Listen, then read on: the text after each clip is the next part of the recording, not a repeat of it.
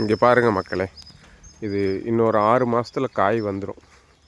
நம்ம காண்டாமிருக வண்டுனால் இந்த மரம் இப்படி ஆயிடுச்சு.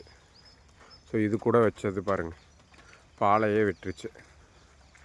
ஸோ இந்த காண்டாமிருக வண்டுக்கு கண்ட்ரோல் பண்ணுறதுக்கு ஒரு ஐடியா இருக்குங்க. நம்ம கடைகளில் கிடைக்கிற ஒரு ட்ராப்பு. ஸோ இதுதாங்க அந்த ட்ராப்பு. இது பார்த்தீங்கன்னா, இந்த ட்ராப்பில் பார்த்தீங்கன்னா நம்ம ஸ்ட்ரைட்டாக வச்சு அதுக்கான ஒரு டேப்லெட் இருக்குது. அதை வச்சு நம்ம உள்ள தண்ணியை ஊற்றிட்டோம் அப்படின்னா காண்டாமிருக வண்டுகள்லாம் கீழே வந்து இறந்த முறையில் கலெக்ட் ஆகிரும்.